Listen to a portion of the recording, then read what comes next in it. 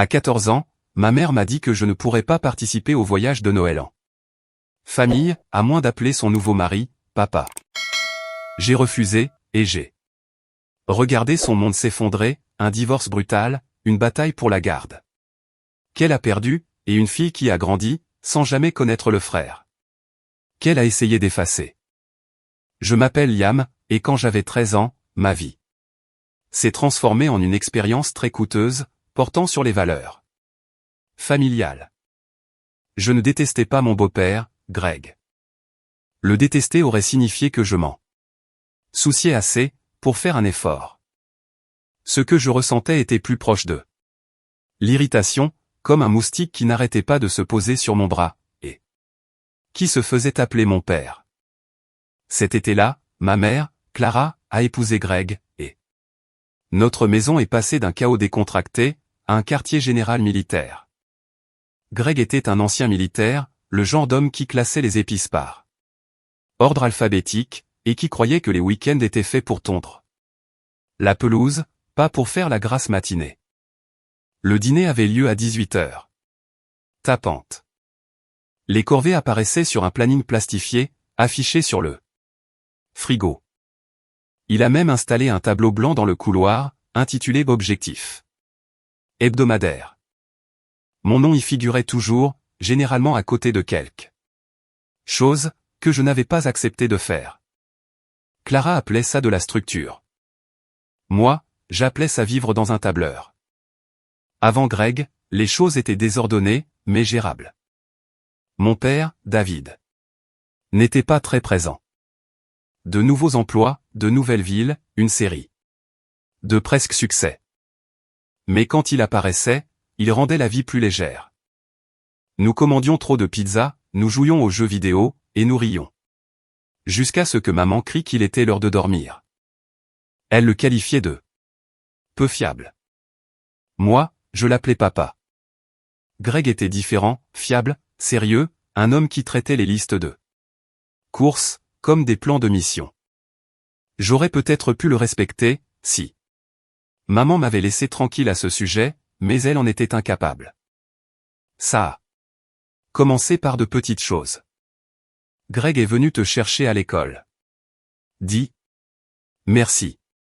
Puis, tu devrais l'appeler papa maintenant. Ça signifierait beaucoup pour lui. Ensuite, tu dois l'appeler papa. C'est un manque de respect de ne pas le faire. J'y ai refusé. Greg s'en fichait. Appelle-moi comme tu veux, du moment que tu es à l'aise, disait-il. Mais maman traitait le sujet, comme s'il s'agissait d'une question de sécurité nationale. Un soir, au dîner, elle m'a demandé de lui passer le sel, et a ajouté, et remercie papa d'avoir rendu ce repas possible. Je l'ai fixé pendant 10 secondes, j'ai fait glisser le sel sur la table, et je n'ai rien dit. Greg s'est éclairci la gorge, et a changé de sujet. À l'automne, elle a décidé que la thérapie me réparerait. Créer des liens familiaux, appelait-elle ça. Le thérapeute, un homme qui portait trop de stylos sur lui, a écouté pendant qu'elle expliquait mes problèmes d'attachement. Quand ce fut mon tour, j'ai dit que je ne résistais à rien, car j'avais déjà un père. Il a griffonné des notes, écrivant probablement un petit malin. La thérapie n'a pas aidé. Elle a juste donné à maman un nouveau vocabulaire. Maintenant, je n'étais plus seulement impoli, j'étais émotionnellement évitant. Greg restait assis en silence à chaque séance, les mains croisées, le regard distant, comme s'il préférait être en train de désamorcer une bombe. À la maison, la campagne de maman s'est intensifiée. Elle lisait mes textos pour ma sécurité, bloquait les visites avec papa sous prétexte de projets familiaux. Et, une fois, m'a tendu un discours préécrit, à lire au dîner, sur à quel point j'appréciais le leadership de Greg. Je l'ai déchiré en deux, et j'ai demandé si le dessert était toujours prévu. Elle a pleuré ce soir-là. Greg est parti courir. L'hiver venu, nous vivions dans deux réalités différentes. Dans la sienne, nous Guérissions et grandissions. Dans la mienne, nous étions coincés dans une prise d'otage, avec de meilleurs meubles. David a remarqué les changements. Il a commencé à appeler plus souvent, proposant des voyages en voiture, offrant des week-ends supplémentaires. La plupart de ces propositions étaient mystérieusement bloquées par des conflits d'emploi du temps. Je lui ai dit de ne pas s'inquiéter. J'ai menti. Au printemps, j'étais habitué à cette nouvelle normalité. Couvre-feu à 22 heures, dîners obligatoires le dimanche, et un rendez-vous hebdomadaire chez le psy, où des inconnus analysaient le ton de ma voix. Une nuit, j'ai écrit dans mon journal, apparemment, le respect se présente sous 3 formes, verbale, financière, et tatouée sur votre front. C'était une blague, mais une partie de moi soupçonnait qu'elle envisagerait sérieusement le tatouage. L'été de mes 14 ans approchait, et la pression montait. Clara était convaincue que, si elle poussait assez fort, je finirais par craquer. Greg était convaincu qu'il pourrait rester neutre pour toujours. Et j'étais convaincu qu'un seul mot, papa, allait nous coûter plus cher que ce qu'aucun de nous ne pouvait imaginer. Au moment de mes 14 ans, la situation autour du mot papa était passée d'un simple bruit de fond au travail à temps plein de Clara. Ce n'était plus une suggestion, c'était devenu une mission, et j'étais le combattant ennemi. Elle a commencé doucement, comme toujours. Une partie de pêche amusante un samedi matin, où Greg m'a appris à lancer une ligne. Je n'avais pas demandé à y aller. Mais apparemment, créer des liens était désormais obligatoire. Elle a pris des photos de nous, portant des chapeaux assortis, et les a publiées en ligne avec des légendes comme « Maman, père et fils ». Rien n'est plus fort que ce lien. Les commentaires étaient remplis d'émojis cœur. Je n'aimais même pas la pêche. Ensuite, il y a eu les photos de famille. Elle a programmé une séance avec un photographe, et a insisté pour que nous portions tous des tenues assorties. À un moment donné, elle m'a dit « Souris, comme si tu étais fier de ton papa ». J'ai souri, comme si je posais pour une photo d'arrestation. Quand la fête des pères est arrivée, elle a poussé le bouchon encore plus loin. Nous allons tous écrire des discours, a-t-elle annoncé au petit déjeuner, sur ce que Greg représente pour nous. Je lui ai répondu que je préférais écrire sur le changement climatique. Elle n'a pas ri. Je n'ai rien écrit. Chaque refus rendait l'air de la maison plus lourd. Greg essayait de ne pas s'en mêler. Il disait des choses comme « C'est bon, Clara ». Ou bien « Il n'a pas besoin de faire quoi que ce soit, s'il n'est pas prêt ». Mais plus il restait neutre, plus elle devenait déterminée. Pour elle, mon refus n'était pas seulement de l'entêtement d'adolescent. C'était de la défiance. Et la défiance? Il fallait la briser. Puis Greg a lâché une bombe, il voulait m'adopter. Il en a parlé un soir après le dîner, aussi nonchalamment que s'il suggérait de repeindre le salon. C'est juste de la paperasse, a-t-il dit. Mais ça nous rendrait officiel. Les yeux de Clara se sont illuminés, comme un matin de Noël. Les miens se sont plissés. Non, ai-je répondu immédiatement. Pourquoi pas, a-t-elle demandé. Parce que j'ai déjà un père. Cette réponse n'était pas suffisante. Elle s'est lancée dans un monologue sur la responsabilité et le sacrifice, sur comment Greg avait été présent quand David ne l'était pas. Sur comment le sang ne faisait pas un parent, mais l'engagement, oui. C'était un bon discours, presque convaincant. Mais ce n'était pas mon travail, de donner à Greg l'impression que ses efforts portaient leurs fruits. À partir de ce moment-là, la campagne s'est intensifiée. Elle a commencé à me corriger, à chaque fois que je prononçais le nom de Greg. À l'église, si je demandais « Où est Greg ?» elle gazouillait « Tu veux dire papa, assez fort pour que tout le monde entende. » Lors des événements scolaires, elle le présenté comme le père de Liam. Et elle me lançait un regard d'avertissement, si je ne suivais pas le mouvement. Même en ligne, elle ne pouvait pas s'arrêter. Une photo de moi et Greg en train de réparer la tondeuse est apparue sur son Facebook avec la légende « Un fils qui apprend de son père ». Voilà à quoi ressemble une vraie famille. J'ai commenté, c'est Greg. Elle a supprimé le commentaire dans les minutes qui ont suivi. Le véritable point de rupture s'est produit, lors d'un dîner de famille dominical. Les parents de Greg, les Hollis, étaient là, ainsi que la sœur de Clara, et quelques voisins qu'elle essayait d'impressionner. C'était l'un de ces dîners extravagants, avec du roast beef, des verres en cristal, et beaucoup trop de plats d'accompagnement. Clara avait dressé la table, comme si nous attendions la royauté. À la moitié du repas, elle s'est levée avec son verre de vin. Je pense, a-t-elle dit, que c'est le moment idéal pour Liam de dire quelques mots.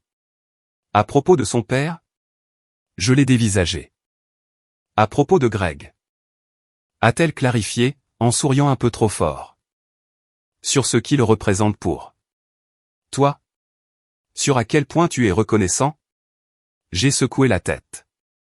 Je n'ai rien à dire. Son sourire s'est figé. Liam, s'il te plaît. La pièce était silencieuse. Tous les regards étaient braqués sur moi. Greg avait l'air mal à l'aise, sa fourchette planant au-dessus de son assiette. Dis quelque chose, insista Clara. N'importe quoi.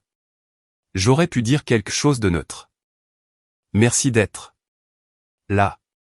J'apprécie ce que tu fais, mais j'étais fatigué. Fatigué qu'on me pousse. Fatigué de faire semblant, fatigué de ces constantes représentations publiques. Il n'est pas mon père, ai-je dit. Il est ton erreur. Le silence qui a suivi n'était pas seulement gênant. Il était sismique. La chaise de Greg a raclé le sol, alors qu'il se levait, et il a quitté la pièce. Sans dire un mot. Le visage de Clara est devenu blanc, puis rouge, puis pâle. Nouveau. L'un des Hollis a marmonné quelque chose sur le besoin de prendre l'air, et s'est excusé. Les voisins ont échangé des regards, et se sont soudainement rappelé qu'ils devaient être quelque part. En moins de 5 minutes. La table s'était vidée. Il ne restait que moi, Clara, et un rôti à moitié mangé. Dont plus personne ne voulait. Elle est restée assise là, à fixer son assiette.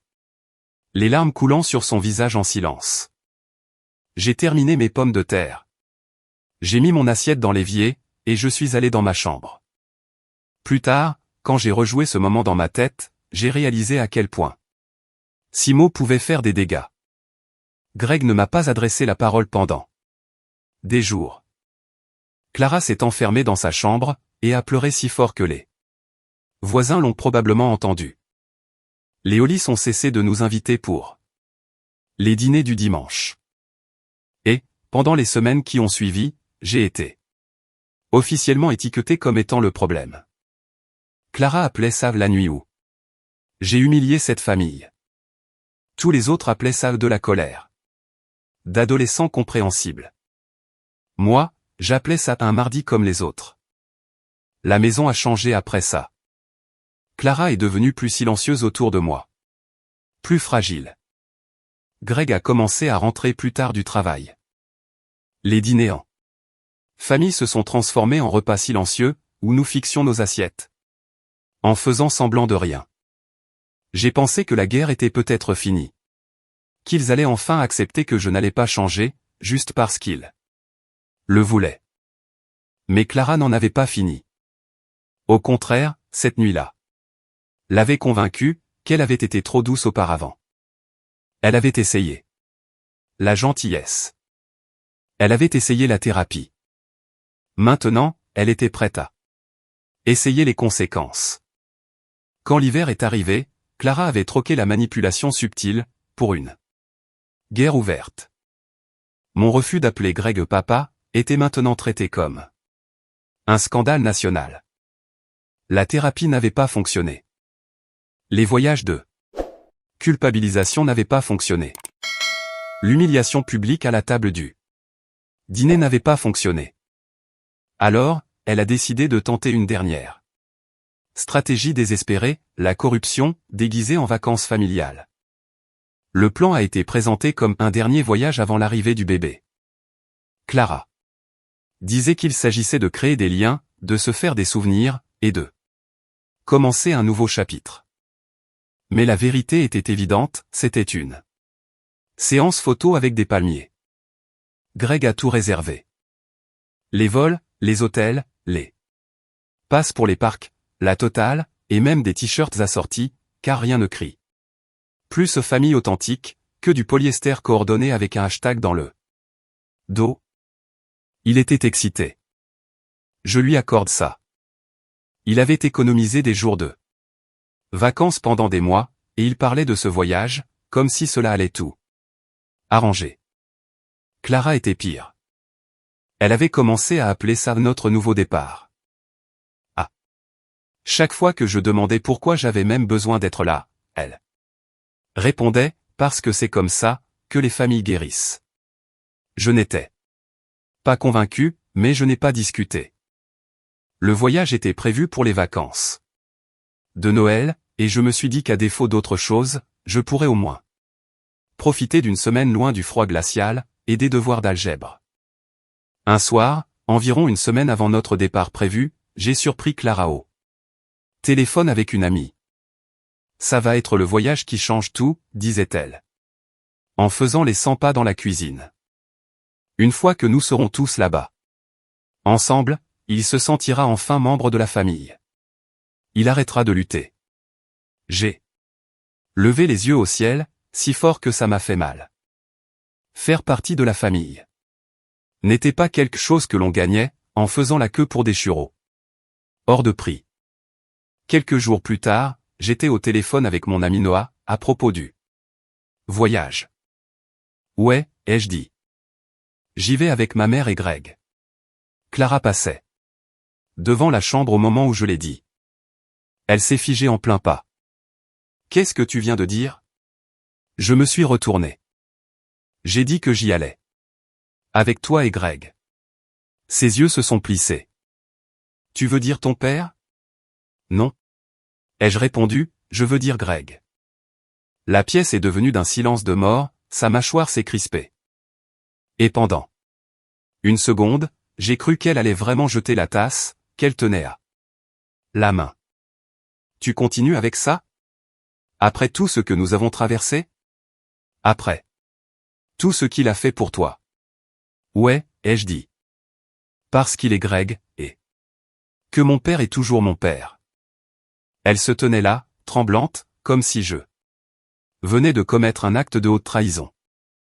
T'excuser pourquoi? Pour avoir manqué de respect à cette famille. Je ne m'excuserai pas d'avoir dit la vérité.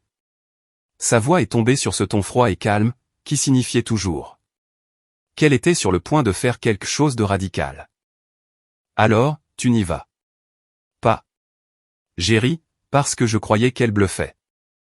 Ce n'était pas le cas. Le lendemain matin, elle a frappé à ma porte, avec un itinéraire imprimé et un discours tout prêt. Nous ne payons pas pour que tu viennes à ce voyage, si tu continues d'insulter l'homme qui subvient à tes besoins. Elle a ajouté, ce sont des vacances en famille, et si tu ne veux pas faire partie de cette famille, tu peux rester ici. Très bien, ai-je répondu. Je vais rester avec papa. Parfait, a-t-elle dit, avant de sortir. Greg n'a pas discuté. Il avait l'air déçu, mais pas surpris. Je voyais bien qu'il détestait l'idée de me laisser derrière, mais il n'allait pas se battre contre Clara pour ça. Il a fait ses bagages, a vérifié les horaires de vol, et est resté silencieux. Quand le jour du voyage est arrivé, je me tenais sur le porche pendant que le taxi se garait. Clara n'a pas dit au revoir. Greg m'a donné une petite tape sur l'épaule, et a dit, peut-être la prochaine fois. Et puis, ils sont partis. En route pour la Floride, pour construire le récit de La famille parfaite, sans la seule personne qui refusait de lire le script? J'ai passé Noël avec papa. Ce n'était pas glamour. Nous avons mangé des plats chinois à emporter, et regardé de mauvais films de vacances sur le câble, mais c'était simple et honnête. Personne ne me corrigeait sur la façon dont j'appelais les gens. Personne n'exigeait de discours préparés, ou de photos mises en scène. Pendant ce temps, les vacances de Clara étaient placardées sur tous les réseaux sociaux. Il y avait des photos d'eux, souriant devant des palmiers, Greg portant des oreilles de Mickey, Clara tenant son ventre de femme enceinte comme un trophée. Les légendes étaient nauséabondes. Notre petite famille parfaite, plus forte que jamais. Le meilleur Noël jusqu'à présent. Avec les personnes qui comptent le plus. Les personnes qui comptent le plus. Cette partie a piqué plus que je ne l'aurais cru. Une semaine plus tard, la carte de Noël de la famille est arrivée par la poste. Une photo sur papier glacé de Greg et Clara sur la plage. Son ventre bien en évidence au centre. Nous vous envoyons de l'amour, de la part de notre famille. Qui s'agrandit. Mon nom n'y figurait nulle part. Je l'ai jeté à la poubelle. Quand ils sont revenus, personne n'a mentionné le voyage. Clara ne m'a pas demandé comment s'était passé mon Noël. Greg ne m'a pas ramené de souvenirs. C'était comme si cette semaine avait été effacée du registre officiel de la famille. La tension était plus palpable que jamais, mais il y avait une nouvelle couche en dessous, quelque chose de plus vif et de plus froid. J'avais tracé une ligne, et eux aussi, et maintenant nous nous tenions de part et d'autre, faisant semblant de ne pas remarquer le canyon qui se formait entre nous. Le voyage en Floride était censé tout arranger. Au lieu de cela, il a fait exploser ce qu'il restait. Quand ils sont rentrés, la maison semblait différente. Pas exactement plus froide, mais creuse, comme si quelqu'un avait démonté la structure, et l'avait remontée un peu de travers. Personne n'a parlé du voyage. Personne n'a parlé de moi. Nous vivions simplement dans le même espace, orbitant autour du silence. Puis la véritable guerre a commencé. Environ 3 semaines après Noël, une lettre d'un avocat est arrivée. David demandait une révision de la garde. Son argument était simple, j'avais été émotionnellement blessé par le comportement de ma mère. Il avait les notes du thérapeute, des captures d'écran de textos, et des déclarations de conseillers scolaires. L'un des documents affirmait que je ne me sentais pas en sécurité dans la maison de Greg. Ce n'était pas tout à fait vrai. Indésirable aurait été plus précis, mais dans le jargon juridique, pas en sécurité sonnait mieux. La réaction de Clara a été prévisible. Nucléaire. C'est l'œuvre de ton père, a-t-elle dit, faisant les 100 pas dans la cuisine, agitant les papiers en l'air. Il te manipule. Il essaie de détruire cette famille. J'ai haussé les épaules. Peut-être que la famille s'est détruite toute seule. Elle a frappé le comptoir de toutes ses forces. As-tu la moindre idée de tout ce que nous avons fait pour toi? De tout ce que Greg a sacrifié? Je n'ai pas répondu. J'avais appris que le silence était plus efficace que n'importe quelle dispute. L'audience pour la garde n'a pas eu lieu immédiatement. Ce n'est jamais le cas avec ces choses-là. Mais David n'a pas perdu de temps pour monter un dossier. Le rapport de mon thérapeute mentionnait de l'hostilité verbale et des sentiments d'aliénation. Les emails que Clara m'avait envoyés, ceux où elle traitait papa de chèque de paie inutile et disait que je regretterais de l'avoir choisi, ont été soumis comme preuve. Et le texto qu'elle avait envoyé. Après m'avoir banni du voyage, celui qui disait « Profite de tes vacances avec ton père absent » faisait maintenant officiellement partie d'un dossier juridique. Clara a perdu pied. Elle a commencé à envoyer des textos en permanence. Parfois 30 messages par jour. Si je ne répondais pas, elle débarquait chez papa. À l'improviste, se tenant sur le porche avec un plat cuisiné, et une leçon de morale. Une fois, elle a apporté un dossier rempli de reçus, frais de scolarité, factures médicales, frais de courses, et les a étalés sur la table. Comme des pièces à conviction dans un procès. Peut-être que ton père finira par payer pour quelque chose, a-t-elle lancé, avant de claquer la porte derrière elle. Sa vie sociale s'est effondrée, elle aussi. Le bruit avait couru sur l'incident de la Floride, et des gens qu'elle connaissait depuis des années, ont commencé à l'ignorer. Des amis de l'église ont cessé de répondre à ses messages. Un groupe de parents qu'elle dirigeait, l'a discrètement retirée de son poste d'administratrice. Clara a répondu de la seule façon qu'elle connaissait, en surenchérissant en ligne. Elle a publié de longues diatribes sur les enfants ingrats et les pères indignes, chacune étant plus désespérée que la précédente. Pendant ce temps, Greg s'effondrait à sa propre manière, en silence. Il avait arrêté d'essayer de servir de médiateur entre nous. Au début, il disait des choses comme « calmons-nous tous » ou « peut-être devrions-nous nous écouter les uns les autres ». Maintenant, il rentrait simplement du travail, mangeait en silence, et disparaissait dans la chambre d'amis. Après quelques semaines, c'est devenu permanent. Il a emménagé dans la chambre d'amis à temps plein. Au début, je m'en fichais, mais un soir, j'ai surpris une dispute dans la cuisine. Clara pleurait. La voix de Greg était basse, mais assurée. « Je ne peux plus faire ça. » a-t-il dit. « Tu ne peux pas partir maintenant, » a-t-elle répondu. « Pas après. Tout ce que nous avons construit. » Construit. Il a ri amèrement. « Nous n'avons rien construit. Tu as été en guerre contre un gamin de 14 ans, Clara. Et pourquoi? Un mot? Ce n'est pas un mot, a-t-elle rétorqué. C'est une question de respect. Non, a dit Greg, c'est une question de contrôle, et j'ai fini d'y participer. Le lendemain matin, son côté du lit était vide pour de bon. Au début, pour de bon signifiait simplement la chambre d'amis. Il y dormait. Partait tôt au travail, et rentrait tard. Nous nous croisions dans le couloir. Comme des colocataires avec un mauvais bail. Mais 2 semaines après la naissance d'Ivy, je suis rentré de l'école, et son camion n'était plus dans l'allée. Ses vêtements avaient disparu du placard de la chambre d'amis. L'étagère de la salle de bain, où il gardait sa trousse de toilette, était vide. Clara n'a rien dit à ce sujet. Moi non plus. Il est simplement parti, a déménagé chez ses parents, et a commencé les démarches administratives.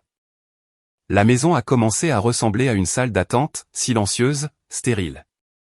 Temporaire.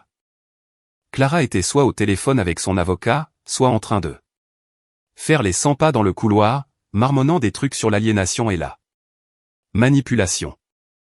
Elle m'envoyait toujours des textos tous les jours, alternant entre voyages de culpabilité et menaces.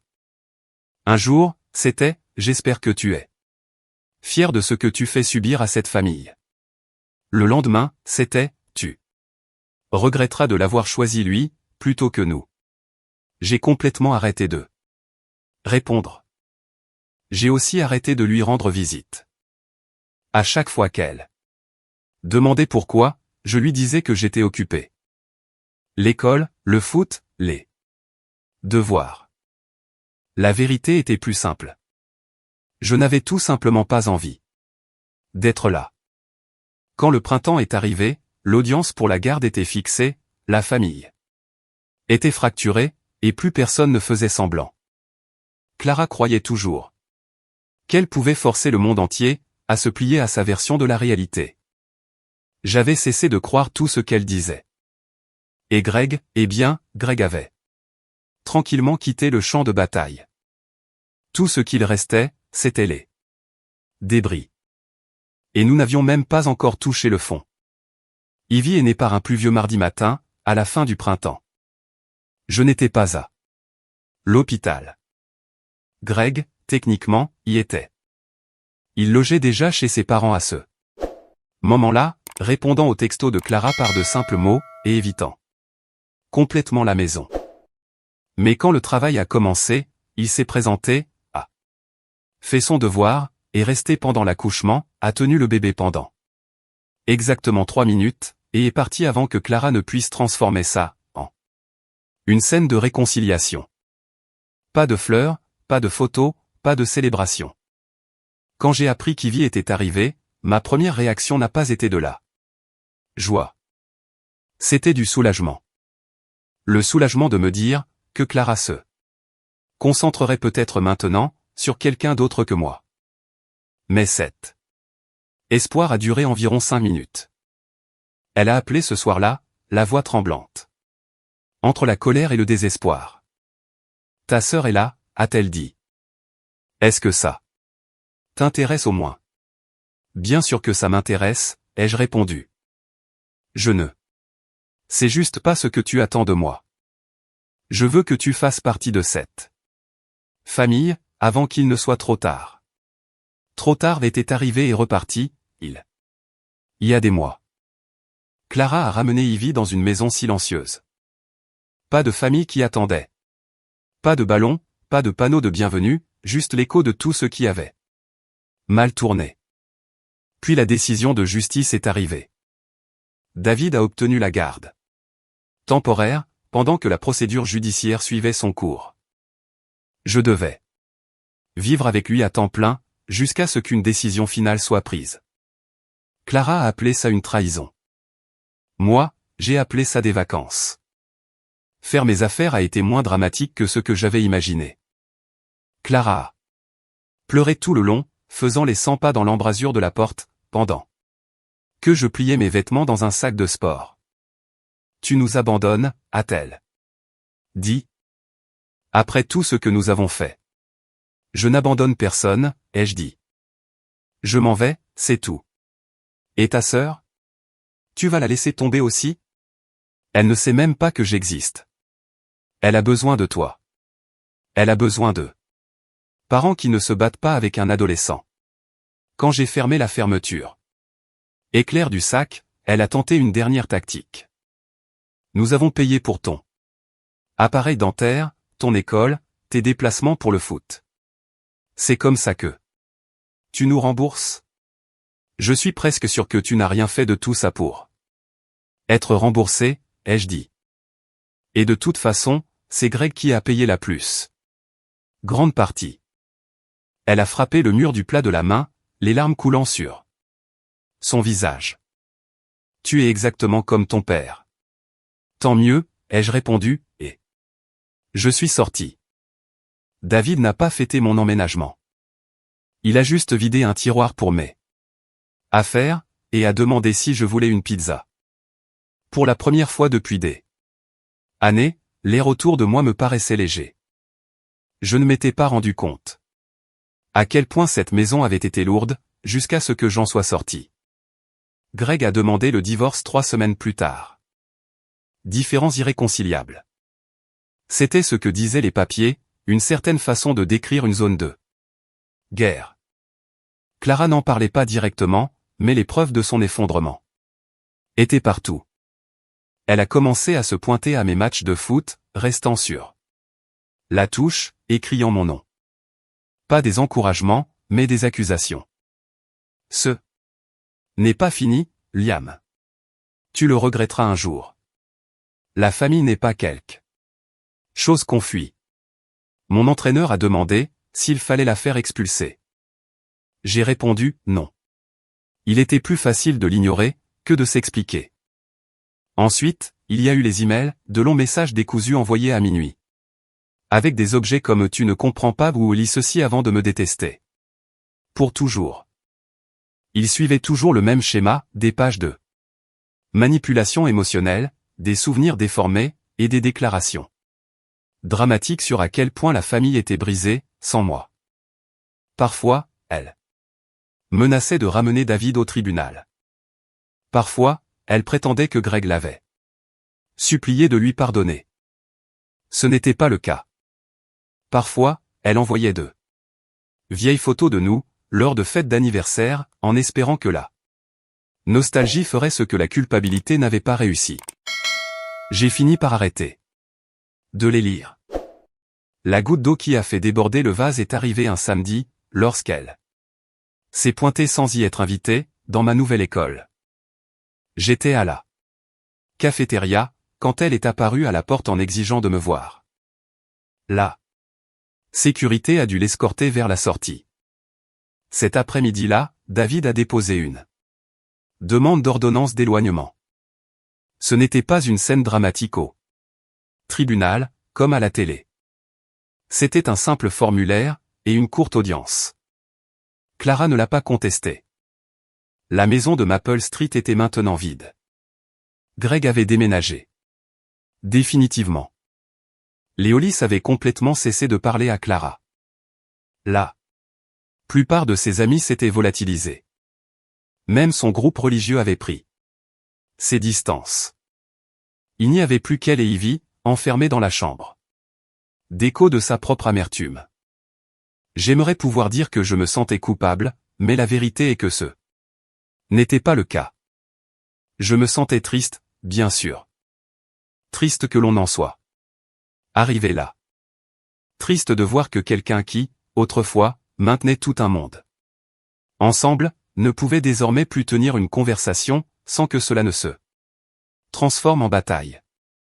Mais de la culpabilité, non. La culpabilité aurait signifié que je pensais avoir fait quelque chose de mal. La vérité était plus simple. J'avais passé des années à essayer d'être le fils qu'elle voulait. Et quand j'ai arrêté d'essayer, elle s'est effondrée. Ce n'était pas ma faute. La première fois que j'ai vu Ivy après la décision de justice, elle dormait dans une poussette. Clara ne m'a pas adressé la parole, et je n'ai pas essayé non plus. Nous sommes restés là, en silence. Deux personnes qui partageaient le même sang, mais rien d'autre. Elle avait l'air plus petite que ce que je pensais. Pas seulement Ivy, mais Clara aussi. La femme qui, autrefois, contrôlait tout, ressemblait maintenant à quelqu'un qui avait perdu le contrôle de soi. Je suis parti, sans dire au revoir. À l'arrivée de l'été, le divorce était finalisé. Greg a vendu la maison, et a déménagé 3 villes plus loin. L'affaire de la garde penchait lourdement en faveur de David. Et Clara, elle envoyait toujours des emails, moins nombreux. Certes, mais ils arrivaient toujours. Le dernier que j'ai lu était court, juste. Une seule phrase, un jour, tu réaliseras que j'avais raison. Peut-être qu'elle y croyait. Peut-être qu'elle en avait besoin. Mais à ce stade, ça n'avait plus d'importance. La guerre qu'elle menait était terminée. Elle n'avait rien gagné, et tout perdu. Et je n'étais plus un soldat dans sa campagne. Une petite sœur, qui grandirait en entendant la version de l'histoire de sa mère, bien avant d'entendre la mienne. Clara a fait appel. Cela a échoué en moins d'un mois. Le bruit s'est répandu dans la ville. Certaines personnes me traitaient comme une victime. D'autres murmuraient que j'avais abandonné ma mère. Les professeurs me lançaient des regards compatissants. Les camarades de classe posaient des questions auxquelles je ne répondais pas. Pendant ce temps, Greg passait déjà à autre chose. Il a emménagé dans un appartement plus proche de son travail, a recommencé à faire des rencontres, et à la fin de l'année, il s'est fiancé à une femme prénommée Aaron. Elle était tout ce que Clara n'était pas, calme, discrète, et allergique au drame. Ils se sont mariés discrètement lors d'une cérémonie au tribunal. Aucun t-shirt assorti n'était requis. Clara a perdu la tête quand elle l'a découvert. Il nous a remplacés comme si nous n'étions rien, a-t-elle dit lors d'un de ses appels, la voix tremblante. Il a remplacé toi, oui. Je n'ai pas pris la peine de lui rappeler que je n'avais jamais été à lui pour être remplacé. Lors de l'un de mes matchs de foot, elle est apparue sur la ligne de touche, hurlant sur David à travers le Terrain. Tu l'empoisonnes contre moi, a-t-elle crié. Tu crois que tu peux m'effacer? L'arbitre a interrompu le match, pendant que le personnel l'escortait vers la sortie. Mon coéquipier m'a dévisagé. Mon entraîneur m'a demandé si tout allait bien. Je lui ai répondu, ouais, c'est juste ma mère. Et je suis retourné jouer. Après ça, David a obtenu une ordonnance du tribunal lui interdisant de contacter l'école, ou d'assister aux événements sans autorisation. Clara appelait ça la preuve que nous complotions contre elle. Moi, j'appelais ça la paix et la tranquillité. Les mois ont passé. La vie a commencé à s'installer dans quelque chose qui ressemblait presque à la normale. David et moi avons fait un road trip cet été là. Rien de spécial, juste quelques jours à conduire le long de la côte. Sans emploi du temps, et avec beaucoup trop de snacks. C'était la première fois.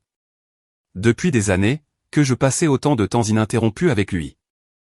Il ne me faisait pas de leçons de morale, ni n'essayait de forcer des conversations profondes. Nous avons juste conduit, parlé de trucs stupides, et ri des mêmes pubs idiotes à la radio.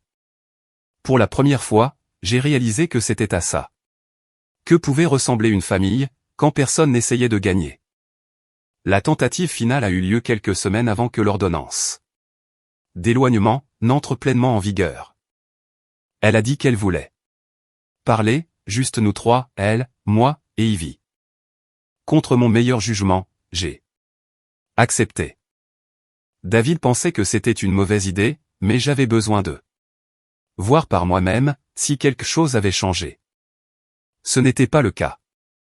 Je suis entré dans le restaurant, et je n'ai pas seulement trouvé Clara et Ivy, mais aussi sa sœur, et une femme que je ne reconnaissais pas, venant probablement de son groupe de soutien pour parents éloignés.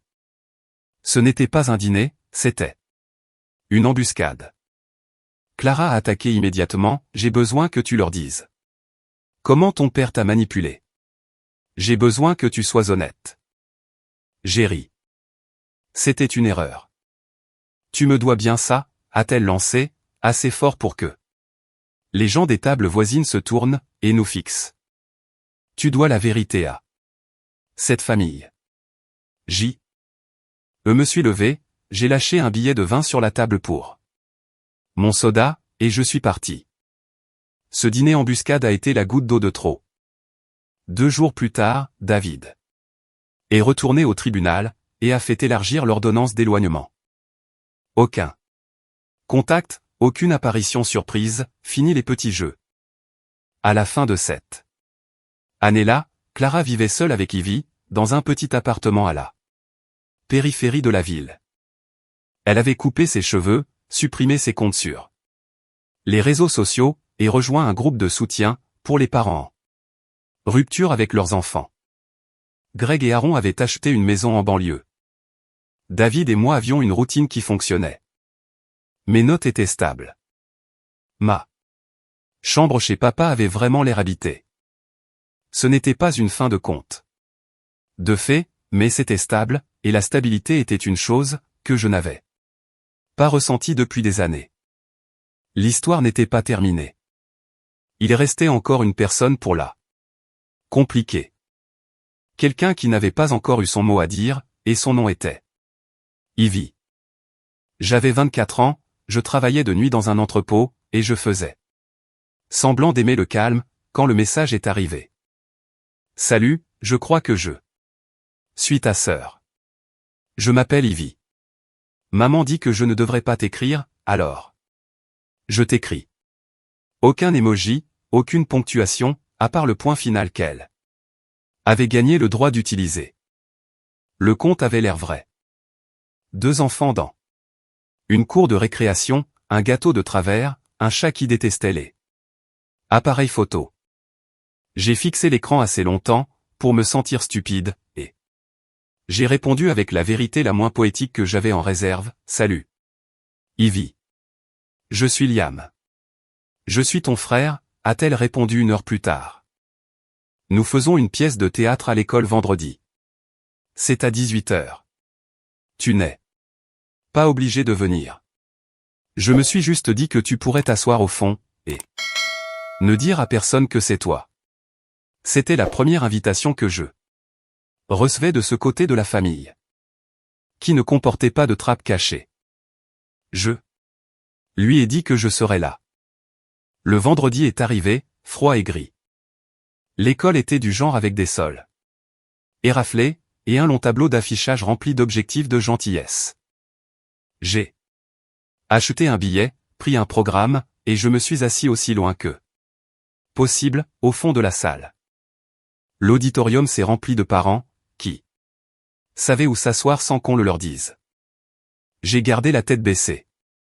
Greg est entré le premier, avec une femme que j'ai reconnue sur les photos, Aaron. Le pack d'amélioration. Il avait l'air plus vieux, plus grisonnant, plus doux. Niveau de la mâchoire, le genre de fatigue qui vient de la décision de ne plus combattre les tempêtes. Léolis suivait derrière eux, toujours aussi impeccable, toujours aussi sur deux. Et puis, Clara est arrivée. Elle s'était coupé les cheveux courts, d'une manière raisonnable. Son manteau avait l'air cher. Ses yeux, non. Elle a balayé les sièges du regard, comme quelqu'un qui s'attend à voir un ennemi, et qui ne trouve que des étrangers. Pendant un instant, je me suis demandé si elle me repérerait quand même. Elle ne l'a pas fait. Ivy a tiré sur sa main et a pointé la scène du doigt, excitée. Clara a hoché la tête, d'un geste petit et mécanique. La pièce parlait d'animaux divers apprenant à partager des bails. Peu d'enjeux. Beaucoup de voix aiguës. Ivy est apparue déguisée en renard, avec des oreilles en feutrine et une queue qui refusait de coopérer. Elle a prononcé ses répliques avec le genre de concentration, habituellement réservé au désamorçage de bombes. Quand elle a eu terminé, elle a regardé dans la foule. Ses yeux m'ont dépassé. Se sont arrêtés un instant, puis ont continué leur chemin. Gamine intelligente. Elle avait dit, ne dis à personne que c'est toi. Et je ne l'ai pas fait. Greg a applaudi de la façon dont les hommes applaudissent, lorsqu'ils sont soulagés. Que le plus dur soit passé. Aaron rayonnait de fierté, comme si elle avait fabriqué le renard elle-même. Clara a applaudi en retard, puis pendant trop longtemps. Le rideau est tombé.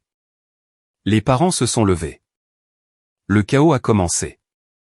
J'ai attendu que la salle se vide un peu, puis je me suis glissé dans le couloir, où l'art des élèves tentait de rendre les lumières fluorescentes plus accueillantes.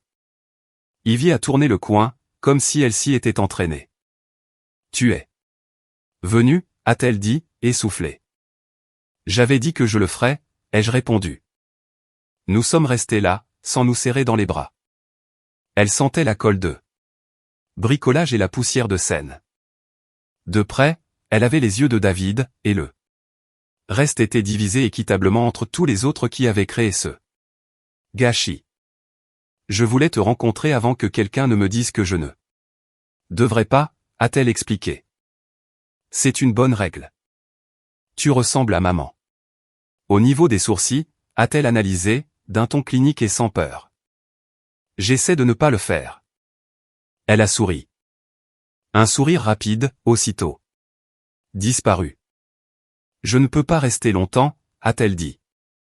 Ils vont le remarquer.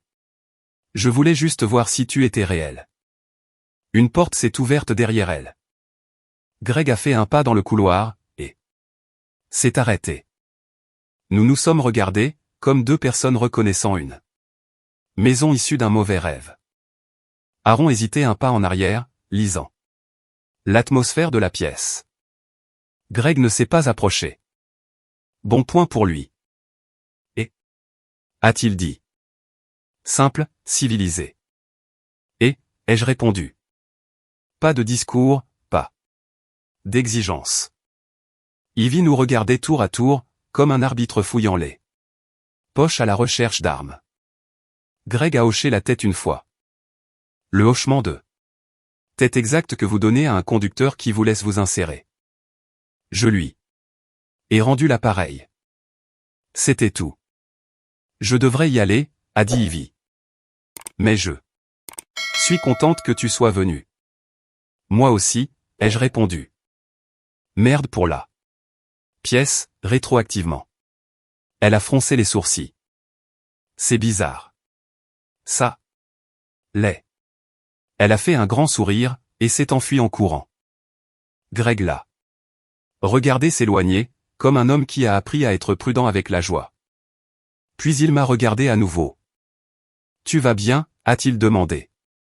Je vais bien. Tant mieux. Il aurait pu en dire plus. Moi aussi, j'aurais pu. Mais nous ne l'avons pas fait. Il est retourné vers sa rangée de personnes sûres.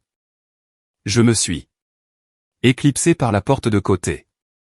Dehors, l'air était pur et froid. Je me suis tenu près des supports à vélo, et j'ai essayé de ne pas transformer tout ça en une métaphore. Ce n'était qu'une pièce de théâtre d'école. Un enfant faisait signe à une statue de renard. Une mère disait à un bambin d'arrêter de manger de la neige. La vie continuait, à son rythme têtu habituel. De retour à la maison, j'ai écrit une lettre que je savais que je n'enverrais pas. Je l'ai écrite pour Greg, car c'était plus facile que de l'écrire à Clara. Tu n'as jamais été mon père.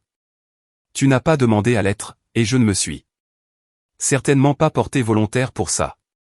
Mais tu as été présent. Tu as payé pour des choses que je n'ai pas remarquées, et tu es resté là, pendant que les adultes transformaient notre cuisine en tribunal. Ça compte, que je l'ai dit à l'époque ou non. Je ne t'ai pas appelé papa. Tu n'avais pas besoin que je le fasse. C'est peut-être ça, la partie la plus importante. J'ai plié le papier. Je l'ai rangé dans un tiroir, et j'ai nourri le chat. Il m'en voulait moins que d'habitude. Des progrès. Clara m'a envoyé un email 3 jours plus tard. L'objet disait, assez.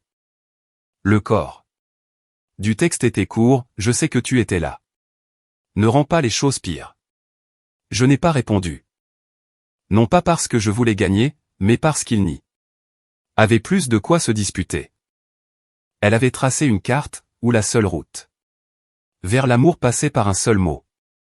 J'avais pris la route secondaire, et j'avais découvert qu'elle me menait à la même ville, mais sans les péages. Une semaine après la pièce, une carte est apparue dans ma boîte aux lettres. Sans adresse de retour. À l'intérieur, se trouvait une photo d'Ivy sur scène. Les oreilles de renard de travers, la bouche formant une ligne droite. Au dos, en lettres appliquées, elle avait écrit « C'était moi.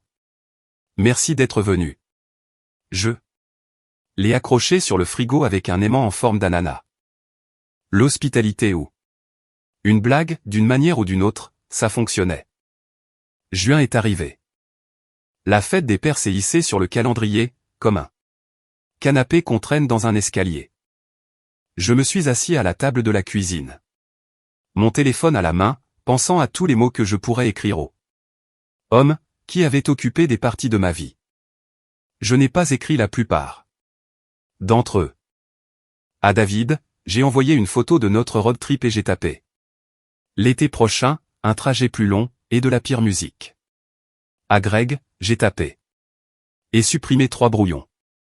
Puis j'ai écrit la seule chose qui convenait. Merci. Pas de signature, pas d'explication, un message qui pouvait faire mouche, rater sa cible, ou s'évanouir dans les interférences. Il n'a pas répondu. Ce jour-là, mais 2 semaines plus tard, un colis est arrivé. Pas de mots, juste mes vieux crampons de foot, que j'avais laissés à la maison des années auparavant, nettoyés et avec de nouveaux lacets. Je n'en avais plus besoin. Ce n'était pas la question. Cette nuit-là, j'ai retiré la photo d'Ivy du frigo, et je l'ai glissée dans le tiroir, avec la lettre non envoyée. 2 artefacts. Pas exactement la paix, non. Pas une vraie conclusion, juste des preuves. Les gens disent que le mot au papa est sacré. Peut-être qu'il l'est, peut-être qu'il ne l'est pas. J'ai pas cédé.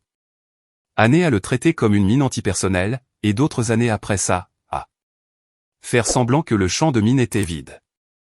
Maintenant, cela ressemble à une clé, qui ouvre certaines portes et pas d'autres. Vous pouvez la confier à quelqu'un. Vous pouvez la garder dans votre poche. La maison reste la maison. J'ai fermé à clé, j'ai éteint la lumière de la cuisine, et j'ai écouté le bâtiment se tasser autour de moi. Quelque part en ville, un costume de renard était probablement fourré dans un bac en plastique, attendant que le prochain enfant l'essaie, et lui donne un sens. Bonne chance à eux. Vous ne pouvez pas exiger un mot. Vous ne pouvez que le mériter, le perdre, ou vivre sans. Pour la première fois depuis des années, les trois options me semblaient acceptables.